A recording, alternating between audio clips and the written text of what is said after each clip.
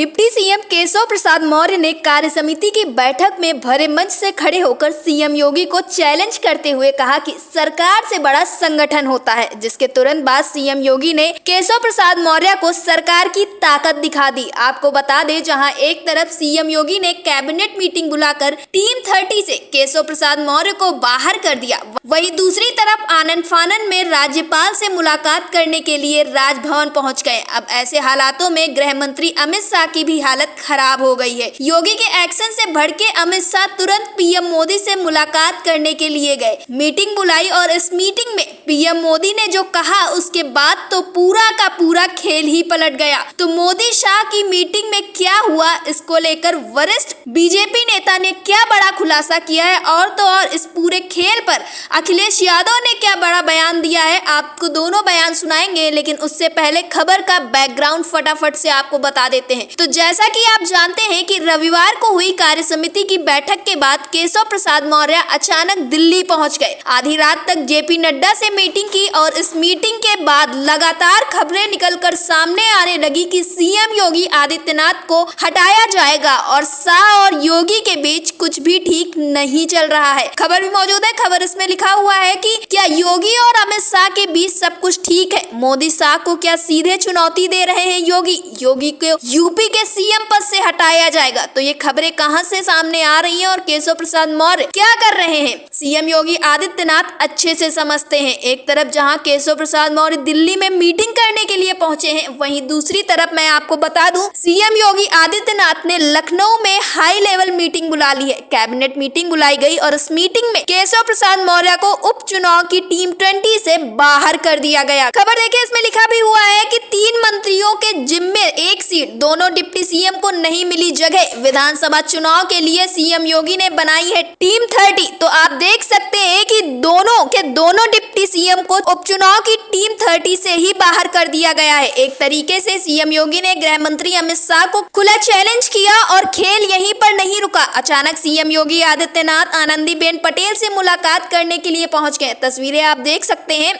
कि राजभवन में मुलाकात हुई है और इस मुलाकात को लेकर दावा यह किया जा रहा है कि सीएम योगी फुल एक्शन में आ गए थे और तो और कई मंत्रियों को हटाने की तैयारी में थे। और इन सब के बीच जैसे ही प्रधानमंत्री नरेंद्र मोदी के पास फोन पहुंचा कि सीएम योगी आदित्यनाथ क्या करना चाहते हैं, मोदी ने पूरा का पूरा खेल ही पलट दिया। आप देख सकते हैं किस तरीके से गृह मंत्री अमित शाह को तलब किया गया है और तो और उत्तर प्रदेश के अध्यक्ष भूपेंद्र चौधरी ने भी मुलाकात की है। खबर देखिए, सारी की सारी खबरें मौजूद हैं और सारी ब्रेकिंग चलाई गई हैं। कल का यह पूरा घटनाक्रम है और इस घटनाक्रम को लेकर उत्तर प्रदेश से लेकर दिल्ली में उठापटक मची हुई है। देखिए खबर, इसमें लिखा है कि पीएम मोदी के साथ गृह मंत्री की अहम मुलाकात, भूपेंद्र चौधरी ने की थी पीएम मोदी से मुलाकात। तो आप देख सकते हैं कि भूपेंद्र चौधरी ने मुलाकात की, बात की और 1 घंटे तक की मीटिंग हुई। इस मीटिंग को लेकर दावा यह किया जा रहा है कि प्रधानमंत्री नरेंद्र मोदी ने भूपेंद्र चौधरी को समझाया कि जो हार हुई है उस हार का ब्लेम आप अपने ऊपर ले लीजिए। अब इसके बाद भूपेंद्र चौधरी को कुछ समझ में नहीं आया। भूपेंद्र चौधरी प्रधानमंत्री नरेंद्र मोदी को 2024 लोकसभा चुनाव में हुई हार के कारण गिनाने लगे। लेकिन इसके बाद प्रधानमंत्री नरेंद्र मोदी ने भूपेंद्र चौधरी को नसीहत दी और इस नसीहत के बाद पूरा का पूरा खेल पलट गया। तो खबर मौजूद है, खबर में सब कुछ लिखा हुआ है कि मोदी और भूपेंद्र चौधरी की मीटिंग में क्या कुछ हुआ, इसलिए एक लाइन को ध्यान से सुनिएगा। खबर आप देखें, इसमें लिखा हुआ है कि भूपेंद्र चौधरी ने पीएम मोदी से मिलकर यूपी में बीजेपी की हार की जिम्मेदारी ले ली है। 62 से 33 होने के कारण भी गिनाए और 4 कारण बताए हैं। तो क्या 4 कारण गिनाए हैं भूपेंद्र चौधरी की तरफ से प्रधानमंत्री नरेंद्र मोदी को? सुनिएगा। देखिए खबर में आगे अंदर लिखा हुआ है कि प्रदेश में लोकसभा चुनाव में भाजपा के खराब प्रदर्शन को लेकर विभिन्न स्तरों पर समीक्षा की जा रही है। प्रदेश कार्यकारिणी की बैठक के बाद यूपी अध्यक्ष भूपेंद्र चौधरी ने प्रधानमंत्री से मिलने का समय मांगा था।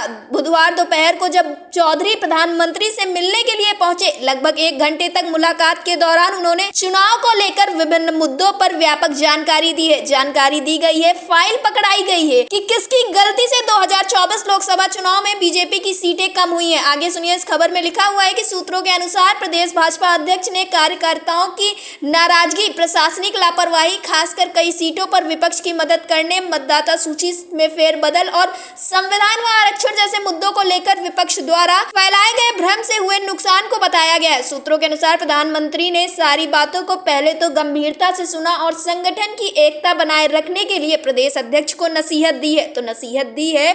और अब जो प्रदेश अध्यक्ष हैं भूपेंद्र चौधरी, उन्होंने इसका ठीकरा भी अपने सिर पर फोड़ लिया है, इस्तीफा देने का ऐलान भी कर दिया है और अब पूरा का पूरा मामला पलटता हुआ नजर आ रहा है और खबरें भी पलट गई हैं। खबर देखिए, इसमें लिखा हुआ है कि योगी नहीं हटेंगे, यूपी पर फैसला हो गया है। तो पहले चलाया जा रहा था योगी हटाए जाएंगे, शाह और योगी के बीच कुछ भी ठीक नहीं चल रहा है, लेकिन वो अब आप देख सकते हैं कि पूरा का पूरा खेल तब पलट गया जब फुल एक्शन मोड में सीएम योगी आदित्यनाथ आ गए। एक तरफ योगी आदित्यनाथ लखनऊ में राज्यपाल से मुलाकात कर रहे थे, राजभवन में मीटिंग कर रहे थे, दूसरी तरफ दिल्ली में पीएम मोदी से गृह मंत्री अमित शाह आनन फानन में मीटिंग करने के लिए पहुंच गए और मीटिंग पर मीटिंग हुई और उस मीटिंग के बाद रिजल्ट क्या निकलकर सामने आया है आप देख सकते हैं। अब खबर निकलकर सामने आ रही है कि हार के लिए अगर कोई जिम्मेदार है तो वो भूपेंद्र चौधरी हैं। तो फिलहाल बयानों पर बयान भी दिए जा रहे हैं। बीजेपी वरिष्ठ नेता सुब्रह्मण्यम स्वामी ने तो यहाँ तक कह दिया है मोदी और शाह योगी को भांप नहीं पाएंगे। देखिए खबर है, लिखा हुआ है कि नरेंद्र मोदी अमित शाह को भांप नहीं पाए योगी आदित्यनाथ। बीजेपी के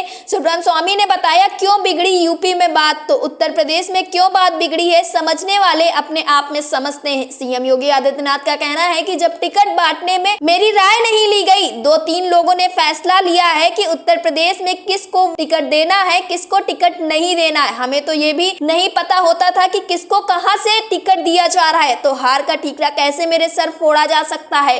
तो उत्तर प्रदेश में बड़ा खेल हुआ है, अब यह पूरा का पूरा खेल पलटता हुआ नजर आ रहा है। देखिए केपी मलिक है, ये लिखते हैं और पूरी जानकारी देते हैं कि मुझे हटाया तो सारा रायता बखेर दूंगा। बाबा का यह रौद्र रूप देखकर दोनों ने अपने कदम वापस ले लिए। ये राउंड बाबा के नाम रहा, तो पूरा का पूरा जो खेल है यह बाबा ने पलट दिया है, यानी योगी आदित्यनाथ ने पलट दिया है। यह योगी आदित्यनाथ है, शिवराज सिंह चौहान है, न वसुंधरा राजे हैं। आप देख सकते हैं कि किस तरीके से गुजरात लॉबी को टक्कर दी है और जबरदस्त टक्कर दी है। आप ऐसे में बेचारे केशव प्रसाद मौर्य माहौल ही बनाते रह गए। पहले तो कार्य समिति की मीटिंग में बोले, उसके बाद कभी ट्वीट करते हैं और फिर ट्वीट डिलीट कर देते हैं और फिर ट्वीट करते हैं। खबर देखिए, इसमें लिखा हुआ है कि केशव प्रसाद मौर्य सस्पेंस बढ़ा रहे हैं, संगठन सरकार से बड़ा वाला ट्वीट किया डिलीट और फिर दोबारा उसको किया, तो हिम्मत तो नहीं पड़ रही है केशव प्रसाद मौर्य की। आप इस ट्वीट को डिलीट करने और दोबारा करने से अंदाजा लगा सकते हैं, लेकिन किसकी सह पर केशव प्रसाद मौर्य ने ये सब कहा और ये सब किया, समझने वाले अपने आप में समझते हैं। गए तो थे बड़े ताव में, लेकिन अब आप तस्वीरें देख सकते हैं कि किस तरीके से केशव प्रसाद मौर्य मुंह लटका कर दिल्ली से वापस आ गए हैं और इसी पर अखिलेश यादव ने मजे लिए हैं। देखिए सपा सुप्रीमो अखिलेश यादव ने तुरंत ट्वीट करते हुए लिखा है कि लौट के बुद्धू घर को आए, और आज जो अखिलेश यादव ने लिखा है उसके बाद तो उत्तर प्रदेश की राजनीति में बवाल मच गया है। आज अखिलेश यादव का लिखना है मानसून ऑफर है, 100 लॉ सरकार बनाओ तो मुख्यमंत्री बना देंगे। तो अब ये देखना दिलचस्प होगा कि मोदी शाह क्या करते हैं, क्योंकि लग तो ऐसा रहा है कि योगी आदित्यनाथ को हटाने से फायदे से ज्यादा भारतीय जनता पार्टी को नुकसान होने वाला है और बीजेपी आला कमान ये अच्छे से समझते हैं, इसलिए योगी से कोई पंगा लेना नहीं चाहता है। उत्तर प्रदेश में भी 10 सीटों पर उपचुनाव होने वाले हैं और उसके पहले सियासी बवंडर मचा हुआ है। तो अमित शाह के एक्शन पर, योगी आदित्यनाथ की रिएक्शन पर, अखिलेश यादव के बयान पर और केशव प्रसाद मौर्य के हाल पर आपका क्या कहना है, हमें अपनी राय कमेंट बॉक्स में जरूर बताएं।